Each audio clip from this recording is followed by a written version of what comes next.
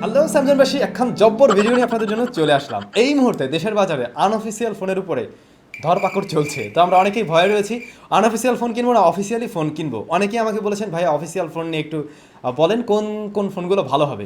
Well, আজকের ভিডিওতে আমরা 20 থেকে 30 হাজার টাকা বাজেট সেগমেন্টে মোট তিনটে স্মার্টফোন নিয়ে কথা বলবো। এই তিনটে স্মার্টফোন আমার মনে হয়েছে এই বাজেট সেগমেন্টে বর্তমানে সেরা রয়েছে অফিসিয়াল ডিভাইস হিসাবে। মনে রাখবেন অফিসিয়াল, শুধুমাত্র অফিসিয়াল নিয়ে কথা হচ্ছে। আনঅফিসিয়াল ফোন এর চাইতে মানে এরকম দামে আরও ভালো কিছু আমরা পেয়ে যাবো। সো সেগুলো দূরে, আপাতত দূরে, ওগুলো কিনলে বিপদ হতে পারে। আর এই যে তিনটে স্মার্টফোন, এই তিনটাতেই রয়েছে কোয়াড ক্যামেরা সেটআপ, 64 মেগাপিক্সেলের মেইন শুটার, ইউএফএস 2.1 রয়েছে স্টোরেজ সেকশনে। মোবাইল ফোনগুলোতে রয়েছে, দুইটাতে রয়েছে অ্যামোলেড স্ক্রিন, সুপার অ্যামোলেড, আর একটিতে রয়েছে আইপিএস। সো অবশ্যই কোনো ভালো স্মার্টফোন হতে যাচ্ছে। চলুন শুরু করা যাক। পুরো ভিডিও নিয়ে স্যাম থাকবে আপনাদের সাথে। আপনারা দেখছেন স্যামজোন। যারা নতুন রয়েছেন চ্যানেলটি সাবস্ক্রাইব করে আমাদের সাথেই থাকুন। কি মনুরা, সাবস্ক্রাইব করার স্টাইল দেখে ভয় পাইছেন নি? প্রিয় দর্শক, আমরা যে কাজটা করবো নিচের দিক থেকে উপরের দিকে যাব, মানে 1 নম্বরে লাস্টে আমরা 3 নাম্বার থেকে জানবো। এবং এই স্মার্টফোনটার দামই কম রয়েছে। দাম বলুন, স্পেসিফিকেশন বলুন, কোয়ালিটি বলুন, সবগুলো স্টেপ বাই স্টেপ রয়েছে। ওকে, প্রথমে আমরা যে স্মার্টফোন সম্বন্ধে জানবো সেটা হচ্ছে স্যামসাংয়ের তরফ থেকে। স্যামসাং লাভাররা কোথায়, তাদের জন্য একটি স্মার্টফোনকে বেছে রাখা হয়েছে যেটা 20,000 প্লাস 21,000 টাকা বাজেট সেগমেন্টে আপনি এই মুহূর্তে পেয়ে যাচ্ছেন স্যামসাং গ্যালাক্সি M31। এছাড়াও স্যামসাং থেকে কিনলে যেন আপনি আরও কী কী অফার পেয়ে যেতে পারেন।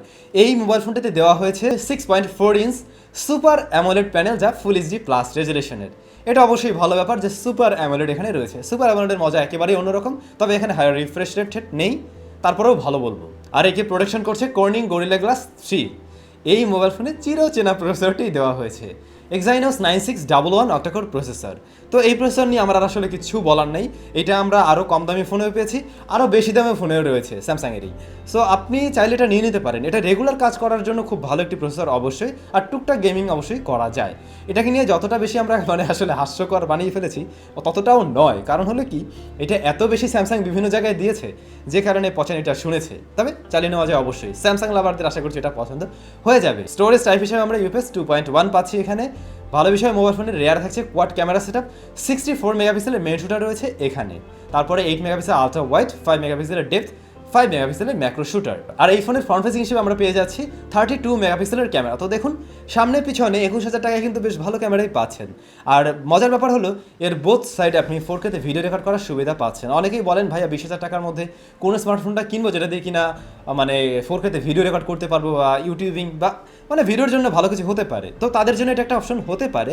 আমি বলবো না এর ক্যামেরার রেজাল্ট একদম আহামরি, তারপরেও রেজুলেশন বেশি রয়েছে, আপনি চাইলে ব্যবহার করতে পারবেন। আর স্টেবিলিটি হিসেবে আপনি ইআইএস পেয়ে যাচ্ছেন, নট ব্যাড, চালিয়ে নেওয়া যায় অবশ্যই। তবে ভালো বিষয় হচ্ছে এই স্মার্টফোনে আমরা 6000 মিলিঅ্যাম্পিয়ারের ব্যাটারি পাচ্ছি, বিশাল বড় ব্যাটারি। ওদিকে সুপার অ্যামোলেড, চার্জ খুব বেশি বার্ন করবে না, মোটামুটি ভালো চার্জিং ব্যাকআপ পাবেন অবশ্যই, বলা যায় একটা পাওয়ার ব্যাংক। আর এই ফোনকে চার্জ করার জন্য দেওয়া হয়েছে 15 ওয়াটের চার্জার, এটা একটা মাইনাস পয়েন্ট। যাই হোক, তারপরে এটা চাইলে আপনারা নিয়ে নিতে পারছেন। বন্ধুগণ, আমরা চলে যাচ্ছি সেকেন্ড নাম্বার মোবাইল ফোনটিতে। তার আগে ছোট্ট একটা রিকোয়েস্ট করবো, আমাদের আজকের এই আয়োজন যদি আপনাদের ভালো লেগে যায় কষ্ট করে একটু লাইক করে দেবেন আর কমেন্টস করে অবশ্যই মতামত জানান। ওকে, এরপরে সেকেন্ড নাম্বার যে মোবাইল ফোনটি রয়েছে সেটাও অফিসিয়ালি আপনারা কিনতে পারছেন, রেডমি নোট 9 প্রো, যেটা আমরা 26,000 টাকায় এর বেস ভ্যারিয়েন্ট সেটা আমরা পেয়ে যাচ্ছি, অর্থাৎ 664 GB। এর পরবর্তী যে ভ্যারিয়েন্ট সেটা আপনি চাইলে নিতে পারেন, তবে আমি সেটা নিতে না করব। কেন করব সেটা পরে বলছি। তো এর যে 664 সেটা চাইলে নিতে পারেন, যেহেতু এখানে স্টোরেজ বাড়ানোর মতো সুযোগ রয়েছে, আপনি চাইলে এখানে মেমোরি কার্ড দিয়েও সেটা বাড়াতে পারছেন। এই মোবাইল ফোনটিতে আমরা পেয়ে যাচ্ছি 6.67 ইঞ্চ আইপিএস এলসিডি প্যানেল, যা ফুল এইচডি প্লাস রেজুলেশনের। তো এটা আইপিএস, আবার এখানে কোনো হায়ার রিফ্রেশ রেট নেই। দুইটা জিনিস আমরা মিস করছি। প্রথমত সুপার অ্যামোলেড দিলে ভালো হতো, দ্বিতীয়ত হায়ার রিফ্রেশটাও নেই।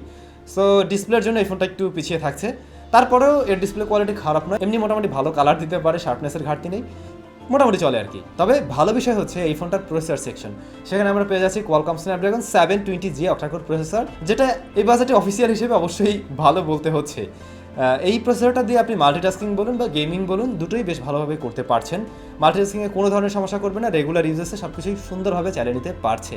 আর গেমিংয়ের কথা যদি বলি তাহলে বলবো এখানে যারা পাবজি লাভার রয়েছেন তাদেরকেও মোটামুটি সন্তুষ্ট করতে পারবে বাজেট বিবেচনায়।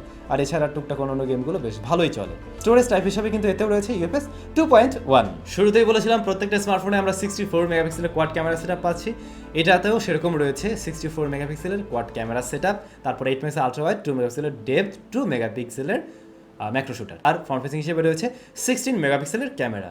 আগেরটার চাইতে এর ক্যামেরাটা একটু মানে পিছনে মনে হয়, যেমন ওটাতে 32 ফ্রন্ট ফেসিং হিসেবে আমরা পেয়েছিলাম।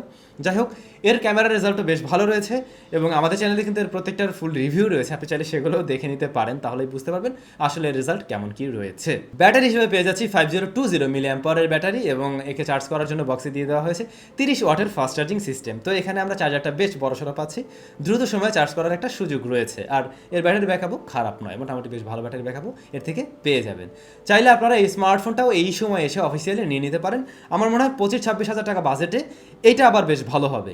20 হাজার টাকা যাদের বাজেট তারা ওই আগেরটা নিচ্ছেন, আর যাদের বাজেট 25 হাজার তারা এটা নিচ্ছেন। এবার আরেকটু বেশি বাজেট যাদের, তাদের জন্য যে স্মার্টফোনটা রয়েছে সেটা এখন অফিসিয়ালি আসেনি, সেটা আসতে যাচ্ছে 12 তারিখে, আর তা হচ্ছে Realme 7 Pro। এই স্মার্টফোনটা কেমন দামে আসছে সেটা আমি জানি না, তবে অবশ্যই আমার যা মনে হয় এই যে আমরা কথা বললাম Redmi Note 9 Pro নিয়ে, তার চাইতে একটু বেশি দামে আসবে, আবার 30 হাজার টাকার একটু নিচে অবশ্যই হওয়ার পসিবিলিটি রয়েছে। সো এইটাকে আমরা 1 নম্বর পজিশনে রাখতে পারি, দামের দিক থেকেও বেশি, আবার এখানে বেশ কিছু জিনিস রয়েছে সেগুলোতে কিন্তু বেশি রয়েছে। যদি বিল্ড কোয়ালিটির কথা বলি তাহলে বলবো আগের যে স্মার্টফোনটা Redmi Note 9 Pro, ওইটার বিল্ড কোয়ালিটি সবার চাইতে ভালো হবে। ওটার বোথ সাইডকে প্রোটেকশন করছে কর্নিং গরিলা গ্লাস 5। প্রথমটা কিন্তু প্লাস্টিকের ছিল এবং সামনের ডিসপ্লেটাকে প্রোটেকশন করা হয়েছে কর্নিং গরিলা গ্লাস 3 দিয়ে।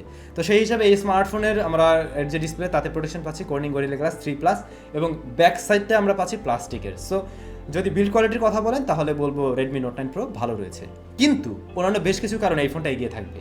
যেমন এই ফোনটাতে আমরা সুপার অ্যামোলেড ডিসপ্লে পাচ্ছি, রয়েছে ইন ডিসপ্লে ফিঙ্গারপ্রিন্ট স্ক্যানার, এটাও ভালো বিষয়। আর এটাতে একটা পাঁচশোল পেয়ে যাচ্ছে যেটার সাইজও ছোটো। সো ফুল ভিউ একটা এক্সপিরিয়েন্স পেয়ে যাবেন মোটামুটি এই স্মার্টফোনটা থেকে। মোবাইল ফোনটাতে প্রসেসর হিসেবে দেওয়া হয়েছে Qualcomm Snapdragon 720G, যেটা আমরা আগের ফোনটাতেই পেয়েছিলাম। তো এর প্রসেসরও খারাপ নয়, প্রসেসর পারফরমেন্স একদম সেম আগেরটার মতোই হবে, এবং গেমার রেগুলার ইউজেস সব কিছু মিলে মোটামুটি ভালো রেজাল্ট সে করতে পারছে। এটারও স্টোরেজ টাইপ হিসেবে UFS 2.1 পাচ্ছি। এর যে রেয়ার ক্যামেরা সেখানে আমরা কোয়াড ক্যামেরা সেটআপ 64 মেগাপিক্সেলের মেইন শুটার দিয়ে আসতে দেখেছি, এবং নতুন সেন্সর ব্যবহার করা হয়েছে Sony IMX 682 সেন্সর দিয়ে এসেছে এর মেইন শুটারটি। এর ফ্রন্ট ফেসিং হিসেবে আমরা কিন্তু পেয়ে যাচ্ছি 32 মেগাপিক্সেলের ক্যামেরা। তো এই ফোনের কিন্তু বোথ সাইডের ক্যামেরা বেশ ভালো, এবং সত্যি বলতে এটাই আগের দুইটা ফোনের চাইতে এর ক্যামেরার রেজাল্ট অবশ্যই ভালো। আমার চ্যানেলে এর আনঅফিসিয়ালটা রিভিউ কিন্তু দেওয়া হয়েছিল, চাইলে ওটা দেখে নিতে পারেন এবং ক্যামেরার রেজাল্ট দেখলে বুঝবেন। আর অফিসিয়ালটার ফুল রিভিউতে কয়েকদিনের মধ্যে নিয়ে আসছি, আমি ট্রাই করবো এর ছবিগুলো গুগল ড্রাইভে দেওয়ার জন্য, তাহলে নিজেই বুঝতে পারবেন এর ক্যামেরা কোয়ালিটি কেমন রয়েছে। এতে ব্যাটারি হিসেবে আমরা পাচ্ছি 4500 মিলিঅ্যাম্পিয়ারের ব্যাটারি আগের দুইটার চাইতে একটু কম, কিন্তু এখানে চার্জারটি দেওয়া হয়েছে 65 ওয়াটের চার্জার। 12 থেকে 15 মিনিটের মধ্যে আপনি 50% চার্জ করতে পারছেন এই স্মার্টফোন। এখানে যে টেকনোলজিটা তারা ব্যবহার করেছে, দুইটা ব্যাটারি রয়েছে এর মাঝে, এবং এটা চার্জিংয়ে আমাদের মনে হতে পারে 65 ওয়াট দিয়ে অনেক বেশি গরম হয়ে যাবে, মোটেই সেরকম না, এটা 50 ডিগ্রি ক্রস করে না, তার নিচেই থাকে। সো হিটিং ইস্যু নিয়েও সমস্যা নেই। তো বন্ধুগণ, এই মুহূর্তে বাংলাদেশে যে অফিসিয়াল ফোনগুলো পাওয়া যাচ্ছে তাতে আমার কাছে মনে হয়েছে 30 হাজার টাকা বাজেটের নিচে এটা রয়েছে একদম সবচেয়ে টপ পজিশনে। তারপরে তো দেখলেন যেগুলো রয়েছে, এর বাইরেও যদি আমরা আরও 4 নাম্বার 5 নাম্বার করে রাখি তাহলে আরও বেশ কিছু ফোন পেয়ে যাবেন, তো চাইলে সেগুলোও দেখতে পারেন। কিন্তু এই মুহূর্তে আর কি আমার কাছে মনে হয়েছে এগুলো ঠিকঠাক রয়েছে। এখন আমি জানি অনেকেই ভিডিও নিচে কমেন্টস করবেন, ভাইয়া আসলে কি আনঅফিসিয়াল ফোন বন্ধ করে দিবে নাকি অফিসিয়াল নেওয়াটাই ঠিক হবে? তো আমি বলবো আপনি যদি মানে সচেতন পাবলিক হয়ে থাকেন তাহলে অবশ্যই অফিসিয়ালটা নেওয়া উচিত। গভর্নমেন্ট চাইলে অফ করে দিতে পারে, তবে এই ব্যাপারে আপনিও যতটুকু জানেন আমিও ততটুকুই জানি। শুধু এটুকুই বলবো, আমাদেরকে অবশ্যই সতর্ক থাকা উচিত। ওকে, লাস্ট ভিডিওতে যারা কমেন্টস করেছিলেন 3টি কমেন্টসের অ্যান্সার এখন আমি দিয়ে দিচ্ছি। প্রথমে রয়েছেন সিয়াম জাহিদ ভাইয়া কীভাবে বুঝবো কোন চার্জিং অ্যাডাপ্টার কত ওয়াটের? এটা খুব সিম্পল ব্যাপার ভাইয়া। আপনি যে কাজটা করবেন, আপনি যে চার্জারটা ব্যবহার করেন ওইটার উপরে দেখবেন ভোল্ট এবং সেখানে কত অ্যাম্পায়ার এটা দেওয়া থাকে, এবারে ভোল্ট গুণ অ্যাম্পায়ার দেন তাহলেই পেয়ে যাবেন এর ওয়াট। শাহরিয়া ইয়াসিন ভাই লিখেছেন, ভাই OIS জিনিসটা কি? Optical image stabilisation. ওয়াইএস এর বিষয়টা হলো এর যে ক্যামেরাটা এটা এমন একটা পজিশনে থাকে বা এমনভাবে রাখা হয় আপনার হাত আপনি যতই নাড়ান তাতেও ক্যামেরাটা ওর জায়গায় ও ঠিকভাবে দাঁড়িয়ে থাকতে পারে, লাইক গিম্বল যেভাবে কাজ করে কিছুটা প্রায় ওরকমের। এ বিষয়ে বিস্তারিত একটা ভিডিও মনে আমি তৈরি করেছিলাম, চাইলে ওটা দেখে নিতে পারেন, তাহলে আরও ক্লিয়ার হয়ে যাবেন। আব্দুল্লাহ আল আকাশ ভাই, স্যাম ভাই গুগল পিক্সেল 4a কি বাংলাদেশে অফিসিয়ালভাবে আসবে? যদি আসে তাহলে তো কেমন দাম হতে পারে? প্রথমে বলছি ভাইয়া এটা বাংলাদেশে অফিসিয়াল আসার পসিবিলিটি নেই, আর যদি আসে দাম কম হবে না, ট্যাক্স ম্যাক্স দিয়ে অনেক দাম হয়ে যাবে, যেহেতু এটা বাইরে থেকে নিয়ে আসা হবে। সো ওইভাবে দাম বেশি হবে। আর আনঅফিসিয়ালভাবে আসার একটা পসিবিলিটি রয়েছে, দামটা 40+ হতে পারে। ব্যবসায়ীদের বললেন না, ওরা কিনা আরও বাড়াই দেয়।